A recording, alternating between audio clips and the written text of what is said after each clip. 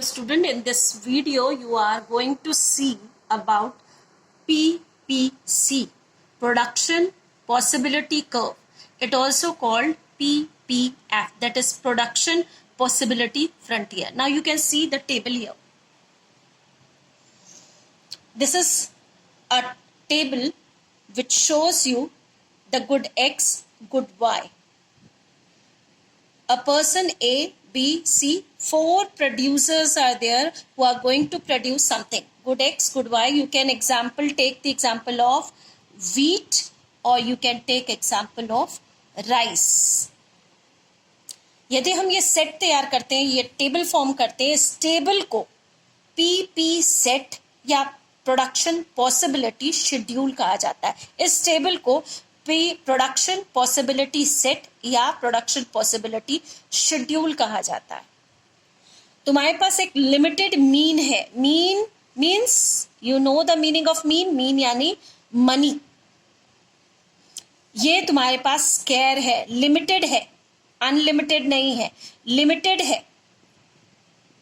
इस limited resource से तुम कोई चीज प्रोड्यूस करने की सोच रहे हो. मान लो तुम एक फार्मर हो. ए फार्मर है जो सोचता है, उसके पास लिमिटेड रिसोर्स है. मनी के साथ साथ लैंड को भी हम रिसोर्स कह रहे हैं. लिमिटेड लैंड है.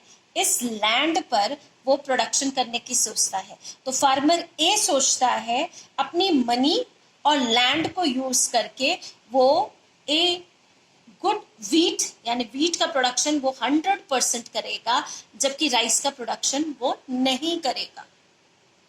लेकिन उसी टाइम में उतने ही लैंड और उतने ही मनी पर, मीन रिसोर्स होने पर, बी सोचता है कि 90% मैं व्हीट का प्रोडक्शन करूंगा और 1% मैं राइस का प्रोडक्शन करूंगा. सी फार्मर है, वो ऑप्ट करता है 70% और 2. डी ऑप्ट करता है 40 और 3. ई फार्मर डिसाइड करता है कि व्हीट का प्रोडक्शन मैं नहीं करूंगा और राइस का प्रोडक्शन मैं पूरी लैंड का करूंगा. और यहाँ पर एक चीज और गौर करने वाली है कि हमारे जो कैपिटल है मेरी जेब में वो कांस्टेंट है इन 5 situations. In 5 situations, the money is constant and the technology and the resources are constant. इतनी ही जमीन में मैं प्रोडक्शन करूंगी. अब ये मुझे डिसाइड करना है कि मैं व्हीट का प्रोडक्शन करूं या राइस का प्रोडक्शन. तो this is called PPC set और PP schedule. Moving on to next, that is a graph. As you can see, the x-axis shows good y and y-axis shows good x. Y it is showing like this. See, हमें याद रखना है good OX पे हमेशा increasing वाला रहता है, यानी जिसने इंक्रीज किया हो. जैसे ये सेट इंक्रीजिंग है. अब यदि गुड एक्स को देखें व्हीट का, ये डिक्रीजिंग है. डिक्रीजिंग को हमें वाई एक्सेस पे रखना है. तो मैंने यहाँ गुड एक्स को वाई एक्सेस पे रखा है और गुड वाई को एक्स एक्सेस पे रखा है. Is it clear?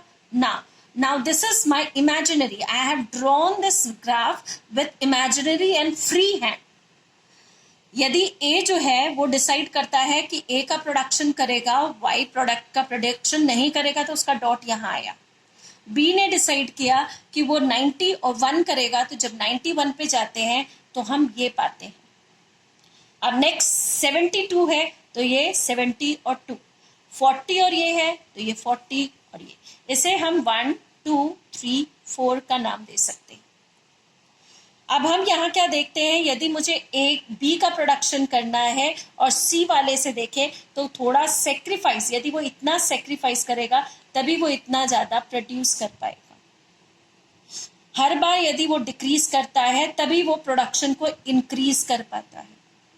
जब हम फ्री हैंड से इन सारे डॉट्स को एडअप करते हैं, ग्राफ ड्रॉ करते हैं फ्री हैंड से, तो हमारा इस तरह का PPC निकलेगा, एक कर्व निकल के आएगा जिसे हम कहेंगे PPC यानी प्रोडक्शन पॉसिबिलिटी कर्व या प्रोडक्शन पॉसिबिलिटी फ्रंटियर, या we can also say PPT. PPT means production possibility transformation, क्योंकि हमने हर बार कोई चीज ट्रांसफॉर्म्ड की है, चेंज की है. मैं ये ऑप्ट कर सकती हूँ या फिर ये, इनमें से कोई एक ही ऑप्ट कर सकती हूँ इतने सारे ऑप्शंस में. Is it clear this graph? Moving on to next graph, that is once again the PPC curve है जिसमें गुड एक्स की बात हो रही है, गुड वाई की बात हो रही है. मैंने फ्री हैंड बनाया है, कुछ डॉट मैंने कर्व के अंदर बनाए हैं जिसे जी एफ एच का नाम दिया है, एफ जी एच, और यहां पर भी मैंने बाहर कुछ कर्व का नाम दिया है आई जे के. अब व्हाट इज दिस, ध्यान से सुनना. हमने स्टार्टिंग में कहा था मीन्स हमारे यानी कैपिटल और लैंड हमारे कांस्टेंट हैं. हमने ये बात कही थी कि ये सब चीजें कांस्टेंट हैं. यदि कांस्टेंट है तो इतने ही पैसों को लगाकर हम प्रोडक्शन कितना कर सकते हैं. तो this is showing this curve कि हम इतना प्रोडक्शन कर सकते हैं. यदि आई जे के पॉइंट्स को हम देखते हैं तो ये कहलाता है अनअटेंडेबल कॉम्बिनेशन ऑफ आउटपुट. मीन्स कि जितना पैसा लगाकर हम प्रोडक्शन कर सकते हैं वो यही ऑप्शन है. इससे ज्यादा प्रोडक्शन नहीं हो सकता क्योंकि मेरे पास या तो एक्स्ट्रा जमीन हो या तो कैपिटल हो. और इस वक्त हम कांस्टेंट की बात कर रहे हैं तो उतने कैपिटल उतने लैंड पे ये एक्स्ट्रा प्रोडक्शन नहीं हो सकता, पॉसिबल नहीं है. इसलिए कहा फार्मर इसको छू ही नहीं सकता. Unattainable combination of output. Now you see can see the unattainable के बाद हमारे कर्व के अंदर कुछ डॉट है F G H. F G H attainable combination of output है. मेरे पास लैंड है, मेरे पास कैपिटल है, पर मैंने डिसाइड किया है मेरे घर में कोई मैरिज आ गई तो आधा पैसा मुझे कैपिटल वहां लगाना पड़ा, तो प्रोडक्शन में मैं कम करके कम प्रोडक्शन कर सकती हूँ.